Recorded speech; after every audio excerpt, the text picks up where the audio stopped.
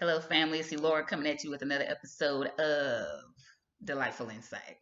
But anyway, thank you so much for joining me. I also want to say thank you to those that have participated thus far in I've been told it's a challenge. Hey, whatever, we can make it a challenge, see what's up, see how it circulates. But anyway, I want to thank everyone that has responded to my questions, and not so much on YouTube, but I've noticed that a lot of people have given me their personal perspectives to my personal cell phone in response, in text messages and all that good stuff. And it's amazing. I thank you so much for sharing your thoughts with me.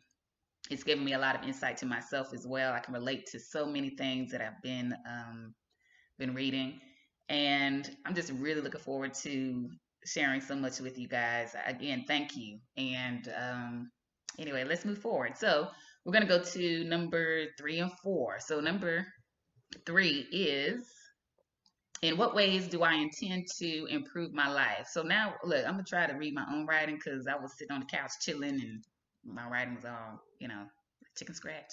But anyway, we're gonna see what happens. So, in what ways do I intend to improve my life? What I put: joining more groups voluntarily, contributing my time to food banks, or delivering food to the elderly. I noticed my mother, she was doing this as far back as I can remember. She just randomly be talking to me and say, "Yeah, today so I cooked and I dropped off some plates too, fill in the blank." And I'm like, "What?" And now my mother is a very busy woman. She always has a calendar. Like, she was putting me on the calendar for, "Oh, when we gonna meet up, girlfriend?" And we're in different states, of course, but even then, I knew I had to like plan certain things with her. She's just a really busy lady.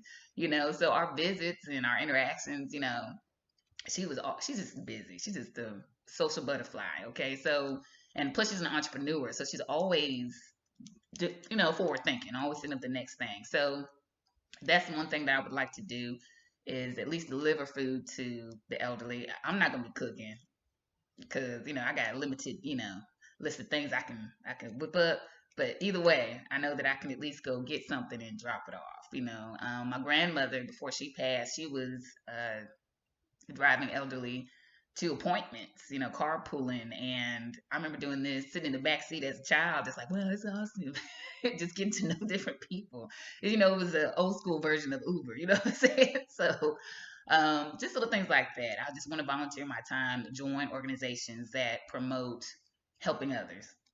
And that's about it. Because I've noticed that here lately, I'm here, I'm chilling, trying to get to know new people, and that's the best way. And of course, I get to leave with a full heart. So that's one thing I definitely want to do. Another thing is be a motivational speaker. Push past my fear of public speaking and contribute to the lives of others by sharing my story beyond pen and paper. Okay, for those of you that know me personally, I write. I write all the time. And in most cases, well, I feel like I can write what I'm thinking and feeling better than I can express it through speech. However, there are some cases where, or certain topics where I feel like I'm just passionate about and I am free flowing. And I have been told that, Laura, you have a story, you need to share it. And then I like hesitate. I'm hesitant. I get nervous because I'm like, oh my gosh, what are they gonna think? It's stupid. It's stupid because it doesn't matter, right? It's like, what would they say? I mean, I was even calling a couple of my friends yesterday about episode 1, like, what they gonna say when they hear this? Just like, it's stupid. Everybody has a story, right? So why not share it? I was also told that, you know what, you never know who may be listening, who needs to hear it, who may be going through that struggle, and they need to hear how you went through it. Nice reminder. I'm here for a reason, and if it's simply just to share my story and to help others on their path, okay, so be it. So I'm gonna try to do better in just speaking and in a public forum, not necessarily just, YouTube is cool, but I'm talking more in a beyond the quarantine, right? So anyway, next is support to more small businesses through word of mouth, stewardship, and as a customer. So everybody knows about the big corporations, the big names out there, but there's a so let me go back. So these interactions that you guys, or the thoughts you guys have been sharing with me, what I'm gonna do, those have been respond to me personally to my cell phone. I would like to share your stories. I'm not going to mention names or anything like that, but I will mention our discussions and the input that you've given me. So one person in particular mention how they are gifting gift cards to different people, cooking and taking food across the street to their neighbors that are healthcare workers, things like that. I think that's amazing. Also, I recently, I loved, I really enjoyed getting a massage every 2 weeks because I was highly stressed. I was like, I need stress relief, right? So I would do that and even get pedicures, all that good stuff, self love. And turns out, of course, that business had to shut down, temporarily during our time. And what I did was call the owner and I said, how can I contribute? How can I help? And she was like, well, you can get a gift card and put down whatever amount and you can use it later. And I was like, well, how about this will help you now? And I'll give a donation. And she was like, yes, absolutely. She responded with the shaky voice and said, you're going to make me cry. And, we don't know what folks are going through. Everybody, some folks might be looking at, uh, how am I going to live the next month or next week or next day even. So if we can contribute financially, that's awesome. But also, can we contribute with our time, just engaging with people, trying to get, trying to hear their stories, trying to hear their fears. So, just share those things so we can get it out, not hold on to them. And let them know that someone's listening, at least. So let them know someone's listening.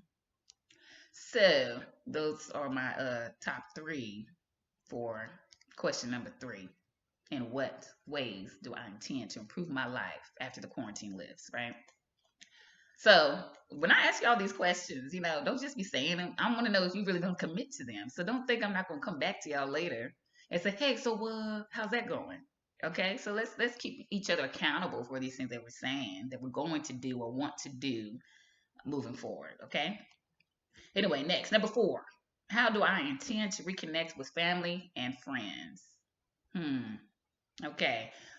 Reading off of my little journal here. It says, like many others, I am leaning more towards visual conversations. Text messages as of late have been filled with substance and laughter rather than small talk. And when texts are short and meaningless, I find myself frustrated. Look, there have been times I've read "What you doing?" or "Hey," or just emojis, and I'm just like, and it's. I'm frustrated for 2 reasons, and I'll expand on that on our little next episode or next questions. But I get frustrated because we're in a time where it is the prime time to really get to know each other better, right? Text messages is a luxury right now. I think most folks take that for granted, and because of how they were created or how they've been used in the past, it's just for short talk. We don't really feel like holding the phone and talking to people. It's just a quick, hey, how you doing? And I've been guilty of it. Hey, girl, how you doing? And that's it. And it's just a quick, brief response. We're not really engaging in our feelings. We're not talking about what we're thinking. It's just a hey, just checking up on you or checking in. And that's about it. And sending little emojis with hearts to let folks know that we love them. I mean, so anyway, moving forward, and even now, like most people have responded to me, I am taking advantage, of course, of the visual communications or virtual communications, as well as being more transparent in text. I'm taking the opportunity to let people hear my voice in text messages, and because we don't know if it's gonna be the last text, we don't know if it's gonna be the last time we should chat via video phone, or really, like I said, to really get the chance to get to know someone better. So why not? Okay, I I'll get back to that. So anyway, next, face-to-face interactions, no matter how brief, will have greater value. Okay, so for instance, when we go to the grocery store, any store, or we're passing by folks, so prime example, elevators. Look, I've always wondered this. When you get in the elevator and you sit, you're like, number 3, please, and they're like, boop, and you say thanks, and it's quiet. It's just so silent. And it always trips me out how kids are like, hey, and they're the ones that keep communication going.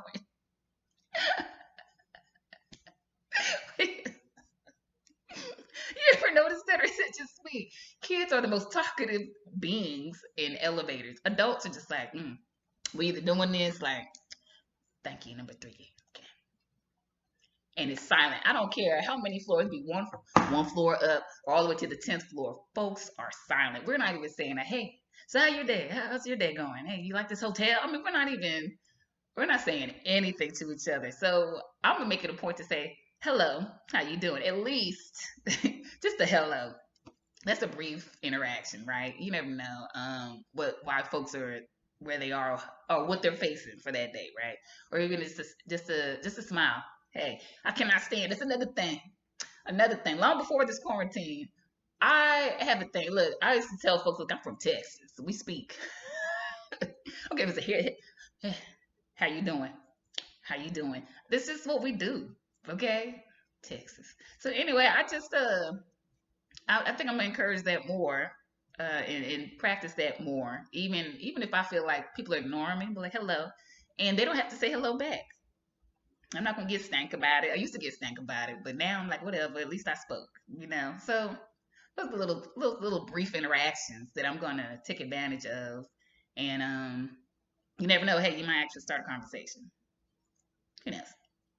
Next, um, oh, so let me go back. So this is what I was pondering when I was talking about interaction. So video phone, right? Or is it video phone? FaceTime, WhatsApp,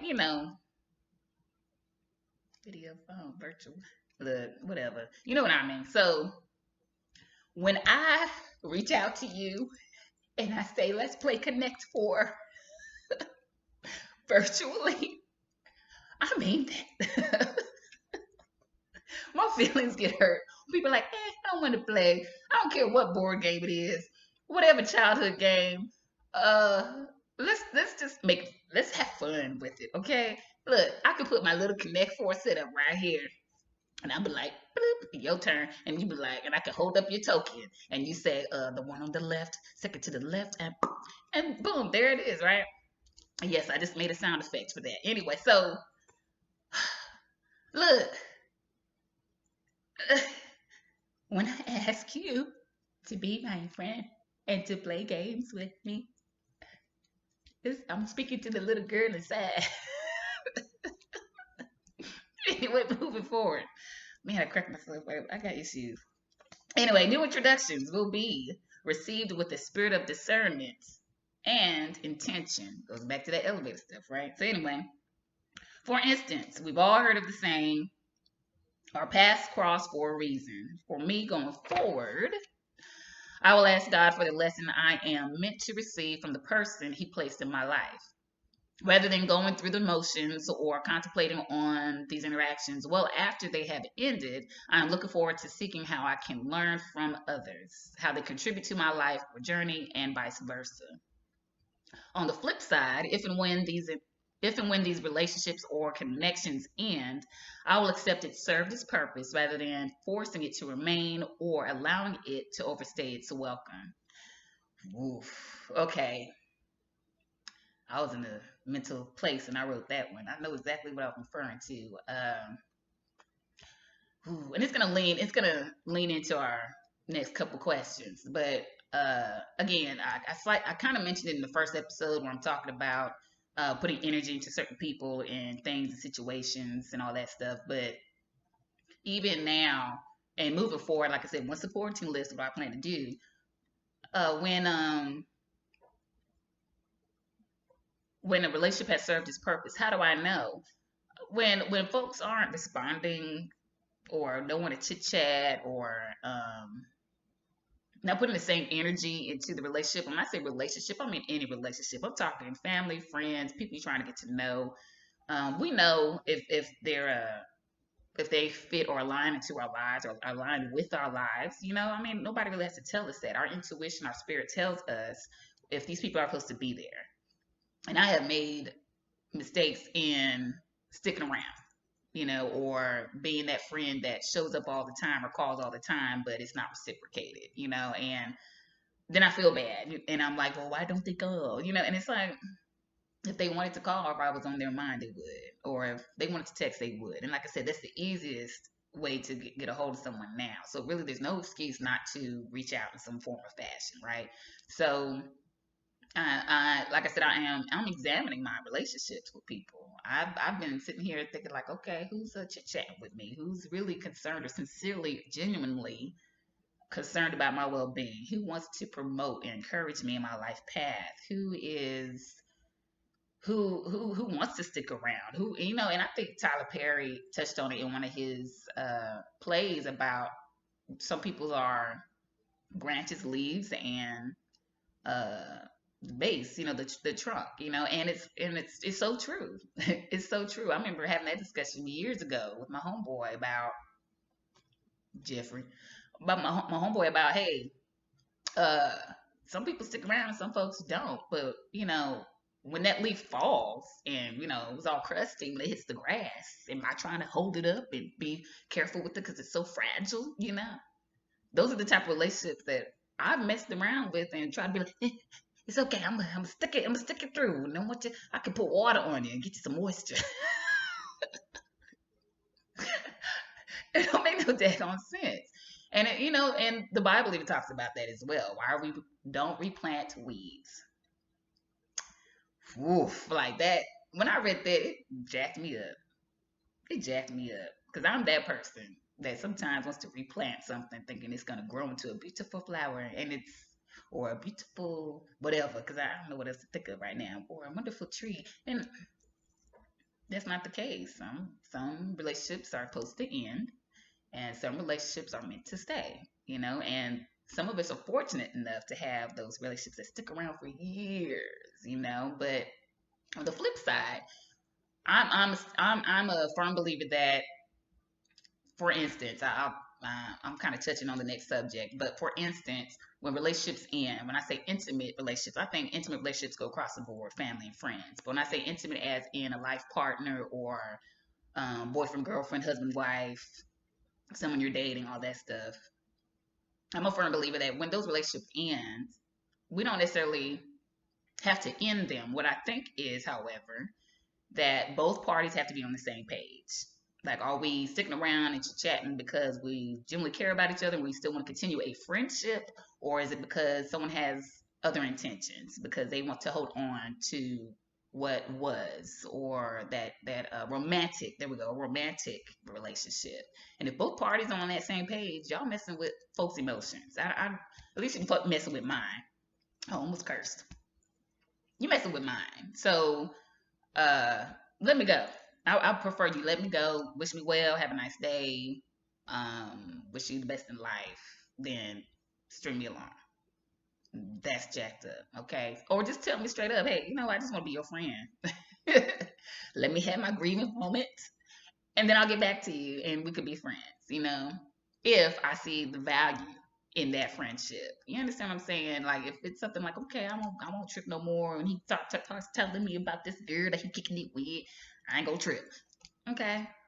But if I'm still there and I'm still holding resentments and all that good stuff, I need to chill out, because I be feeling stuff. But anyway, so talking about resentment. So anyway, in response to one of my friends that responded to number 3, I'm going to read my response to her. I'm not going to mention names, but they did point out, um, about resentments. They brought up the subject of resentments, and I could identify with that, and again, the question was about number 3: how do I intend to reconnect with family and friends? So again, I'm talking about connections and reconnections. So again, my friend brought up resentments and how she tends to sometimes hold on to them. So what I'm gonna do is read my response to her perspective on number 3. So for me, I wrote, number 3, I can surely identify with being in bondage of resentment. I too still allow some people and situations to keep me from living a life instilled with spiritual freedom. Some are from long ago and some recent. My challenge is the slow realization that I cannot change people nor the situations. I tend to blame myself for their failures rather than just accepting them as lessons or as they are. Because I identify with the pain, I try to make them work rather than feel the discomfort and let them go.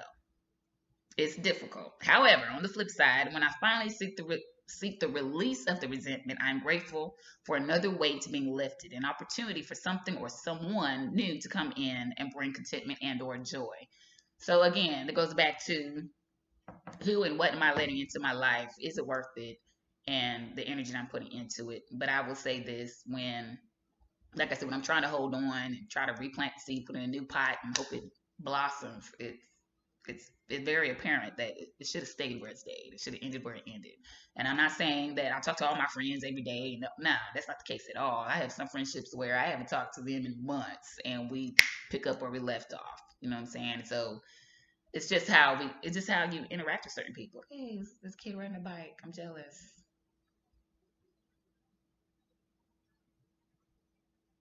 Sorry. So, um,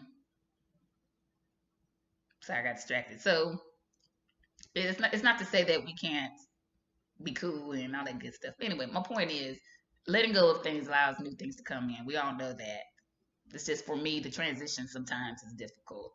Sometimes the transition or the letting go is difficult, and it's not so much expectations. It's what how I perceive a certain relationship to be when the other person does not see it that way, and I'm working so hard to make it this way.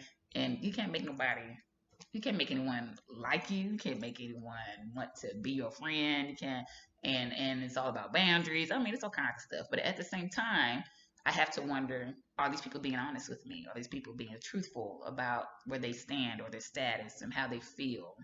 Are they being receptive to what I'm giving, or are they just taking advantage of me? Little things like that. So that's kind of leaning in to the next episode where I'm going to talk about um, certain preferences. How do we interact with, how do we prefer, or how are we stimulated in relationships in general, not just romantically. I'm talking just interactions on a daily basis. How are we stimulated spiritually, physically, mentally? What gets our attention? What makes us want to get to know someone better? Not just family. I'm talking friends and otherwise. And how do we better engage with people? So anyway, thanks so much for letting me share. I appreciate your time and attention, and I also ask and pray that God continues to provide your happiness, hope, health, prosperity, joy, and most importantly, love. Thank you so much again for joining me. I look forward to hearing your comments. Feel free to, like I said, never mind, I'm not gonna say that. Y'all can call me. So feel free to respond in the comments, like, share, discuss, have conversations, use the ideas that were mentioned here today. And again, I look forward to hearing from you. Thank you so much for joining me. Have a joyous day. Ciao.